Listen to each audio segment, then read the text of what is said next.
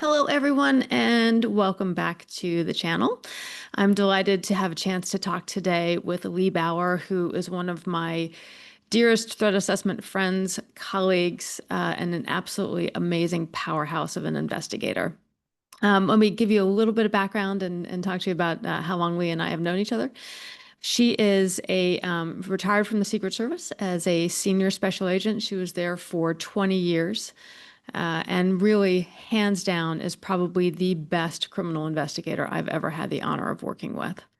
In addition, she is a subject matter expert in behavioral threat assessment. She is a former licensed professional counselor. So it's fascinating. We've seen this in a number of our colleagues, the sort of crossover between law enforcement and sort of counseling and social work, clinical work, psychologists, et cetera. And I think it makes for a really, really skilled professional threat assessment expert. And in addition to being a former licensed professional counselor, she is the owner of Bauer Security and Investigations, providing executive protection, private investigations, and behavioral threat assessment. In addition, I've had the honor of working with Lea as part of our team of experts at Sigma I've worked with Lea since 2003, right? So 22 years together, on and off, back in our Secret Service days. And then as part of our team at Sigma for quite a long time. I should have pulled up, anyway, 2003 total. But I always love talking with you, Lea, and I love learning from you. I have learned more investigative techniques than I can possibly count, far more than I ever learned in our sort of formal Secret Service setting. But you really are, you are an incredible powerhouse in fact-finding. And so that's what I want to talk with you about today. So in behavioral threat assessment, one of the key components when you were looking at a threat, trying to figure out if there's actual risk there, someone said something threatening, done something concerning, raised alarm, whether it's in a K-12 school or college campus, a workplace, in a community generally, targeted toward someone you may protect, for example, a VIP. A hallmark of that work is figuring out as much as you possibly can about the person. What can you figure out about the person? What can you figure out about that situation? Not going just from, hey, we've got this threat, therefore we need to do X. So this is the work you do so incredibly well. I'd love to hear from you. What does that mean to you? The fact finding, the information gathering, sort of how do you even start working on a situation? Well, fortunately, that's what I did most of my career at the Secret Service. Kind of had the interviewing skills, I believe, from when I was the licensed professional counselor. But when I became an agent, I really was able to learn how to go out and gather information. Now, obviously, sometimes it was for a criminal investigation, but most of the time it was for what we called protective intelligence. And so I think that, the background that I had in needing to, particularly with the criminal investigations, to be able to gather as much information as possible so that we could put forth, a good prosecution, that segues right into what we need to do as really great behavioral threat assessors. If we don't have all of the information about the person or situation, we can't make a correct assessment. And that's one of the big things that I know we both see oftentimes with teams is because they don't necessarily have that background in really delving into all of the minutia in someone's life, that sometimes things get missed. So I really rely a lot on the skills I learned as an agent to segue over to this work that we're now doing in K through 12 schools, universities, and other sectors. So back up for a sec. I love the fact that you actually drew upon or sort of reflected on your experience as a licensed professional counselor before you even became a special agent with the Secret Service, that gave you some skills for interviewing. So interviewing in threat assessment cases is about gathering information from a bunch of people. It might just be in conversation as well as possibly interviewing the person that you are assessing. So how do you approach an interview? How do you even have that conversation? Like, Yeah. let's start with sort of not the person you're assessing, but how would you approach an interview or conversation with someone who knows them or works with them, for example? Well, One of the things I always like to say when I'm training on this subject is I like to, even as a therapist, I like to have enough background about a person before I went into getting a lot of information from an interview. And I sort of approach it the same way with behavioral threat assessment. Now, obviously, if we're working a behavioral threat assessment case, we would gather a lot more information before we did the interview. As a counselor, I would do read up on, whatever information I had available. A lot of times, because I worked in a clinical setting, I'd have the medical record. Which we do know is can be so critical for behavioral threat assessment as well. What do we know about their past medical background? What do we know about their past mental health background? That can help with those interviews as well. And so I've taken sort of that technique and then along with the fact gathering that I learned as an agent and kind of put them together to work this process. I had have had a number of cases that I worked recently, and I know you do too, Marisa, where we do see a lot of times there's a mental health background that can be affecting the person's behavior, but a lot of times a medical background too. So, that all of that information is critical in order for us to make this very important judgment decision, really, on whether or not a person poses risk. So the medical and mental health background, I think, is so important, and oftentimes those are records that are really difficult to get access to. Yeah. We've talked, and we talked in our training about kind of workarounds for doing that. But let me have you kind of speak to that issue about like, hey, the confidentiality of medical records and mental health records is really, really strong. Like it's not that easy, and appropriately so, right? As a counselor, like you don't necessarily want people to go into therapy thinking, oh, I'm not sure I can tell this secret, reveal this about myself, confide in this person, because who knows what might happen. So how do you approach kind of that if you can't get access to those records, or how do you work with a medical or mental health professional who might already be engaged with the person you're assessing? Well, obviously the first route is to ask for permission from the client. And I think a lot of times the way you approach that discussion is what it can be more encouraging for them to give you permission. If you explain why you're looking for that information. Now, obviously, they would have, the full right to say, no, I don't want you to have access to that information. So what we'd like to do then is work with, if we know that the person has a mental health therapist that they're seeing, work with them to the extent that obviously they're not going to share any information with us, but we can approach them and say, this is what we're doing. This is what we're concerned about. Let us share information with you that we think could be beneficial to your treatment of your client. And they seem to be very receptive to that because, I mean, I know if someone had called me when I was working with individual clients, I would have said, absolutely, tell me what you know. Because as a therapist, so I was lucky if I saw patients once a week. Most of the time it was biweekly. And we might be discussing one specific thing that's not even at all related to issues that have come up in the workplace or at school that I might not know about that a threat assessment team would. I think that's such an important piece that threat assessors, I think, may not necessarily know, especially when you're first starting out in threat assessment. You have a person you're assessing and you know they're already in some care. So it's like, oh, I want that information. That therapist has got to know everything. You're coming at this from both perspectives, and your experience as a therapist, I think, is really important here, that therapists often only have limited information. They've got what their patient or their client has chosen to share with them, and it may be about one specific thing. I'm having a problem with my manager, with my, in this class, whatever the case is. And so when a threat assessment team or a threat assessor can bring information to that provider, to that therapist, that can open up a whole area of like, hey, this is knowledge that they didn't necessarily have, or a perspective that they didn't have in getting information just from their client. Yeah, absolutely. I think about all of the times where might have been working with couples who were dealing with domestic violence issues. And I only knew, their perspective of, what they were willing to share with me. But had we had some other perspectives, like going out and talking with family, friends, checking for police records, those types of things can give you a broader perspective of what might really be going on. And I think that's a lot of times, we often say counselors are not trained in behavioral threat assessment, and we're not because that's not what our goal is. So Mm, we sometimes, don't have the expertise or may not even feel the need to go out and gather all that other information. yeah.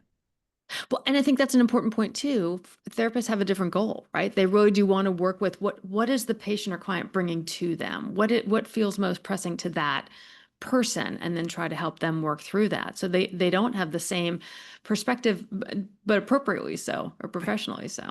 Absolutely. You're looking for their goal, not Yeah. the goal that we work for as behavioral threat assessors. So let me ask you two questions. You can choose which to answer first. So A, any particular cases come to mind? Obviously not sharing the details of them, but any particular cases come to mind around things that were sort of memorable for you in terms of information gathering, whether it's interviewing the person that you were assessing, or pieces of the puzzle you got elsewhere. The other question, and you can choose to answer that one first, is where else do you look for information? We've talked about conversations, but where else, and sort of you looked at, you're talking about background, about prior history of violence, criminal background. What else are you looking for? Yeah, I think I could probably answer both at the same time. As I mentioned, I'm a licensed professional. Gosh, you're gonna have to edit that out. I'm a licensed private investigator, There you and go. I maintain that license because I do work some private investigation cases, but most of my work is in behavioral threat assessment.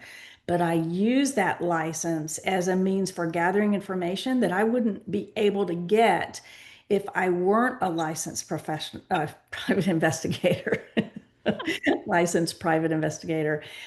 So that's usually where I start. And you know this because when we work cases together, you would call me and say, "What can you find out?"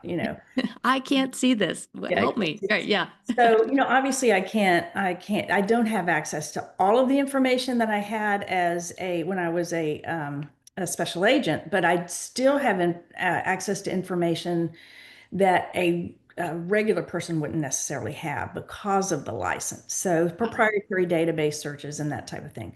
So oftentimes what I end up finding, which can be critical for the behavioral threat assessment, is that a person may have some type of criminal history around domestic violence. Obviously we don't care, about criminal history and unrelated things. But when you see that history of violence, that's one of the things we're looking for when we're making these assessments on whether or not this person has used violence in the past. So that's been something that in one of my most recent cases that I've been working for a university has popped up where the person had this history of domestic violence that they had no idea existed. Oh, And then the behavior starts again, and they're thinking this is recent, different behavior. And I'm saying, no, this domestic violence assault case was from 25 years ago. So yeah. that's pretty telling in, a person's their behavior and their tendencies towards violence. And also in when you can look at that history, if there is a history of violence or history of threatening behavior, what has worked successfully from an intervention standpoint previously? So both looking at like, hey, have they been violent previously? Under what circumstances, right? Is it when, they're under, home stress, work stress, substance use, what's going on? But also then, has something worked successfully in the past?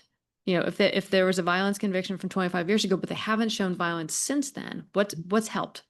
What's made the difference in those intervening years? Absolutely. Absolutely. Yes.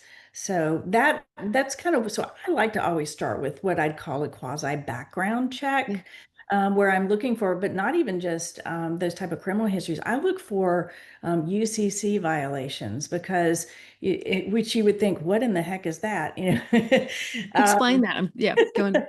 UCC is Universal Commercial Code, I believe. And so those violations, sometimes they can be like a bankruptcy filing, which you might think, why would that be important? Well, if somebody is currently and recently filed bankruptcy, that could be, could indicate they're having financial stressors, which can add to the information that we need to know about them. And if they've just now filed and maybe they're waiting on a ruling, so I look for those kinds of things as well. That's really important. Yeah, because that could be an indication of stress, Yeah. Yeah. humiliation for them, something like Right. Are that. they going to lose their home with probably not, but you don't know. Right. And that would be something else you could see in a UCC filing is, whether or not you've had a bank, come in and is foreclosing on the home. Very interesting. Tell me a bit about social media. Are you able, like, do you do social media searches? What can you see? Things like that. Oh gosh, yes. And we talk about this all the time. That's really the first place that I like to start is I'll run the quick background check and then go into social media. Because as we know, so often these individuals, they're messaging out. This is that leakage we always talk about. And so they're messaging out on their social media, what's going on with them. And sometimes we use it to determine what frame of mind they're in. Sometimes we use it to determine where they're located, right? Which can always be helpful. And oftentimes they leave their settings at public, and so it's easy to access. I don't have an undercover account where I go in and try to befriend them so that I can see what they're doing. But I've never had any trouble getting information online because so often they either don't remember to put their settings on private or they just don't want to because they want to message out the information. Yeah. Explain leakage a little bit more. I mean, for those of us in threat assessment, it's a really important piece of this, but it may not be well understood. Yes, and this is really what we call the communications piece. That's what we always called it in the Secret Service, Yeah. was are Yeah. they Yeah. communicating out Yeah. their intent to do violent harm? And the big misconception a lot of times is people think communications is them making a direct threat, and we know that's not what it is. It's Right. typically it could be that they're putting on social media that they feel sad or they feel despondent. Sometimes they're putting on social media um, pictures of themselves. We had one recently with a high school student who puts pictures of himself on social media with a long gun and the school in the Mhm. background. That would be, to me, that's a communication, Yeah. potential violence, maybe not, but it could be. So that leakage that we're talking about is how they're messaging out that they have this intent. And we see that in so many of the cases. Even you and I know, Marisa, when they pop up on the news, we'll see the first thing that comes out is look at Yeah. everything they put on social media right before the attack occurred. It's so interesting because I feel like you and I have, back from the research that we did at the Secret Service with the U.S. Department of Education on school shootings, and even before that, the research that our colleagues did in the Exceptional Case Study Project for the U.S. Secret Service. And then so much of this research we've seen on targeted violence since then, school shootings, campus shootings, workplace shootings, information coming out of Adam Langford, for example, and Peter Langman and the Violence Project and the Mother Jones database, Mark Fullman. There's so much out there, so much phenomenal research out there consistently showing that people who engage in these types of attacks, school shootings, campus shootings, workplace shootings, etc., share their ideas and intent beforehand. Mhm. They share it on social media. They share it on, YouTube videos. They share it by posting a manifesto. They tell other people so much of this. And it is, I think, for people who don't live in this threat assessment world, who don't do this work, it can seem really astounding and almost like that's got to be wrong. Yeah. Why did they share out this information? Because someone could then, like it's not keeping it a secret. And we've seen this with like would-be assassins, prior to assassination attempts of public officials and public figures, as well as these individual, threat cases. We worked in all these different verticals. What is your take on what's behind this leakage? I've got my own theory, and you and I probably are similar on this, but as you see it, like, why is it from your counselor mindset, from your Secret Service special agent mindset, your current mindset as a threat assessor? What do you think is behind that? All those communicating out. I think a lot of times it's they're seeking some type of support. They're really reaching out for help, and they're putting that information out there because they don't have anybody else to share it with. I also think sometimes because so many of these individuals end up isolated, so they don't have those connections. This is their only way in using social media to be able to connect with anyone. And so I Yeah. think sometimes they put that information out there, not even it becomes this leakage, but they don't put it out there in their mindset thinking, I'm telling you this because I'm thinking about causing harm. Like I had a case that I worked with the film industry where it was a situation where it was a high profile individual being targeted.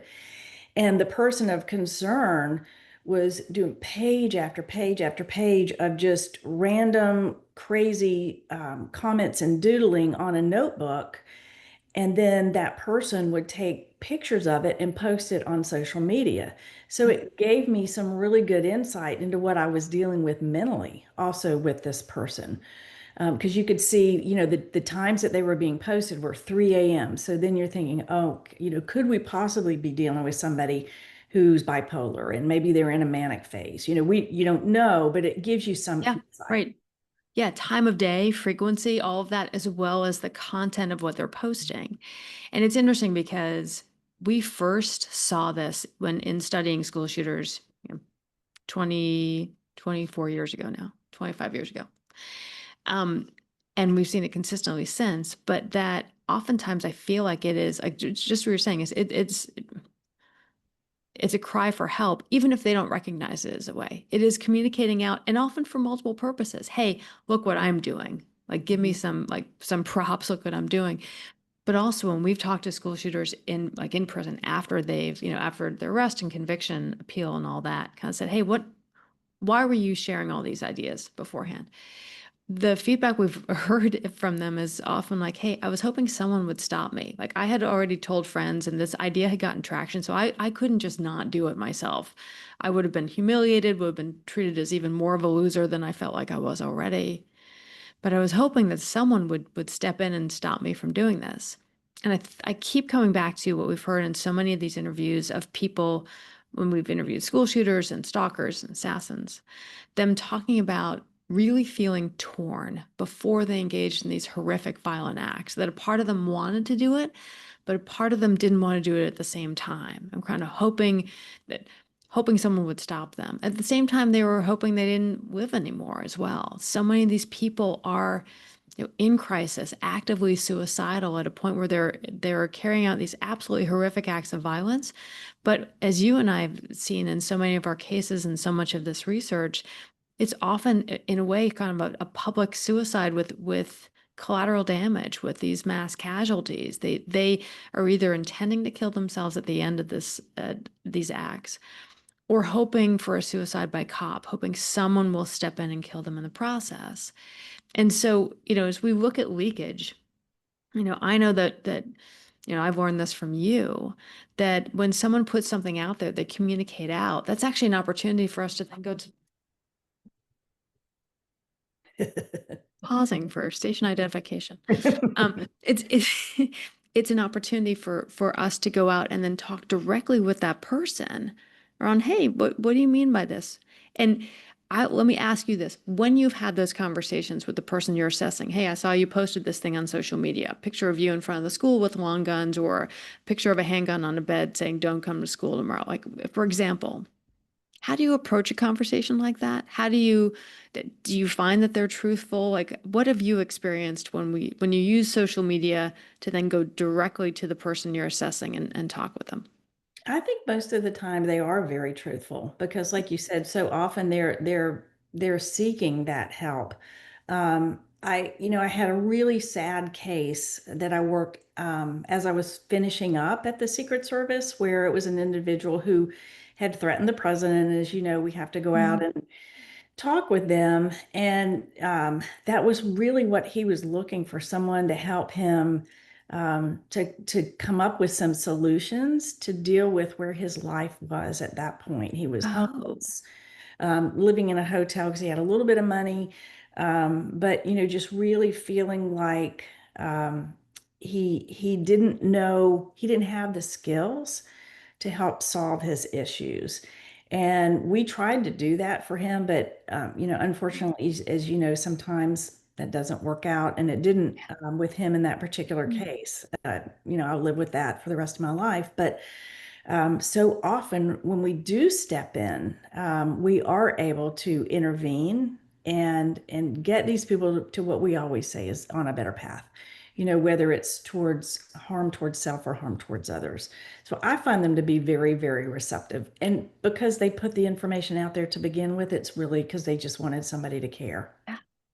It's so. First of all, thank you for sharing that story. I think for being in threat assessment, we all end up with those cases that just haunt us in a way. Even if we did everything right, which is absolutely the case here, you still, when there's any sort of violent outcome or self-harm or anything like that, you just live with this. And I think because so many threat assessors, I'm not going to say all of us, most of us are pretty empathic people. Like we are kind of drawn to this work in the first place because it's like, hey, we can do something here to help change the trajectory for this person, to get them off that pathway to violence, as you were saying, and onto a better path.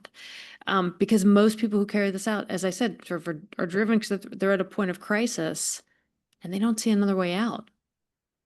So, um, but the opportunity to talk directly with the person, I think for people who are new to this field of threat assessment or don't work in this all the time, may think like, well, why would you even talk to them? Because A, you're going to tip them off, or then like that, they're not going to tell you honestly what's going on. So, Yeah, I think sometimes it's a fear of, even like, because you might tip them off, of being that honest. And right, I learned that very early on as a counselor. I didn't learn it in school. I learned it when I was out working. That, for most of us, it feels uncomfortable to ask somebody, are you thinking about taking your own life? right. But I learned very early on, it's okay to ask that question, because they often they want you to ask that question. Mhm. And so being able to feel good about being good's not really the right word, feeling comfortable and feeling Yeah, okay yeah. about being that honest with the person you're interviewing is critical to getting the correct information. You know what? And I actually, as you were saying this, I think it may also give that person a chance to come forward and say, yeah, I have been having these thoughts. No one's asked me before. And it's like, this can be an incredible burden to even share with someone. Oh, hey, by the way, Mhm. I'm having thoughts of taking my own life, or I'm having intrusive thoughts about killing other people, killing myself. I don't know what to do with these thoughts. I don't know how to fix them. I don't want to admit to anyone I'm having this because maybe they'll say I'm crazy and they have to lock me up, hospitalize me, whatever the case is. So there's so much, I think, deterrent to doing this Mhm. or stigma involved. Um, so when you can, as a counselor, as a special agent, as a private investigator, as a threat assessor, have that very candid and kind of, question, but ask it with care. Mhm. Not, are you thinking about killing yourself? Fine. Now we need to do all these things. It's like, hey, Right, right. tell me, have you thought about taking your own life? Yeah. When do you have those thoughts? What have you thought about it? Because again, as a threat assessor, this then in a way creates a roadmap for us, right? If we know what they're thinking about and what they're considering, we can also figure out, okay, what tools do we have available here to help redirect them? Can you use a suicide screening? Can you use a mobile mental health crisis unit to come work with this person, get them in for an evaluation, get them stabilized so you can kind of work a long-term solution? Mhm. Mhm. And that segues us back to, we always say, back to kind of that what we started talking about, gathering the information, why we want that multidisciplinary team. And Mm, it's so important to have somebody with that law enforcement background on the team, because not only would he or she be able to get the proprietary information I talked about, but they are oftentimes the person that, because of their day-to-day interaction with people on the street, they feel really comfortable asking those questions, good point. right? As opposed to maybe somebody in a school, the SRO would probably feel more comfortable asking those questions. That's a really good point. Yeah, they probably bring experience to this that other folks, working a school team, for example, or campus team may not have that experience. And then also within law enforcement agencies too, you may have special people who've gotten that specialized training of, critical Hmm. CIT training, critical Yes. intervention, right? Where they actually have like they are put through scenarios and practice session skills on how to deal with someone who might be in complete mental health crisis and how to de-escalate them and engage with them safely. Yes. Any other any other thoughts about kind of the fact-finding piece, information gathering piece, or any other examples that come to mind for you? I do think I love to give this example because it's one that it was a case that you and I worked together where not only can we use this fact finding, to determine what mental state they may be in, what their plans are, look for leakage, but also in locating them. If Mm, you remember, we had a case where we were concerned about there was a person who we knew posed a risk to someone who had left the country. And so we were trying to locate that person. And that person had posted online a video of themselves going through the airport. And when they posted that video, they turned the phone down and we could see the ticket. And so we knew, if you remember that case, right. we knew that person was headed to the overseas location where our client was, because we could see the date and the time on the ticket. So often, I love to tell that story when I'm teaching this, because so often, even you don't know what you're going to find until you look in all of the different places to look for information. And who would have ever thought that we would have seen this person's airline ticket and known where she or he was at that particular moment? Now, I do want to point out that there's an historical context here because yes, they were filming, but there was an actual ticket that they were showing or a printout or something instead of just There like, was, hey, it's on my phone. yeah, there Um, was actually she or he was actually using a ticket. exactly, exactly. But I think I love that example, and I had forgotten about that case until you brought it up again. But I love that example because it also points to what I find to be kind of so compelling about threat assessment, which is this is every case is a puzzle for you to figure out. Like, what can you learn about this person? What new piece of information leads you to something else, to another line of questioning, to someone else to talk to another place to look? And it's really kind of, hey, can we figure out from any of this, are they thinking about or planning to engage in violence? Are they on that pathway to violence? And are they taking steps toward, getting proximity to that person? You and I have dealt with so many cases over the years of people who are really kind of keyboard warriors. They will send threatening, harassing things through email, you know, DMing people, things like that. We've both been taught and lived cases where, once we see someone take that extra effort to now try to show up or find that target in person, to show up where they think they're going to be, that's a significant escalation. Hey, they are now taking the effort not just to rage through email, but to show up somewhere, to try to have some physical contact. And there may be lots of reasons why they want that, but for us, from a protection standpoint, hey, we need to take extra care because now they are trying to get into the same location as their target. And so we need to act with protection. But that's where this fact finding can lead us. Like you were just saying, hey, are they headed overseas? Oh, they are. Thank you for putting your phone down where we can see the ticket. But it's fascinating. And these are all pieces of the puzzle that help us figure out what's this person thinking about planning to do, why, Mhm. and then how can we redirect them and help solve that underlying crisis. Absolutely. Yeah. Anything else? I'm trying to think of.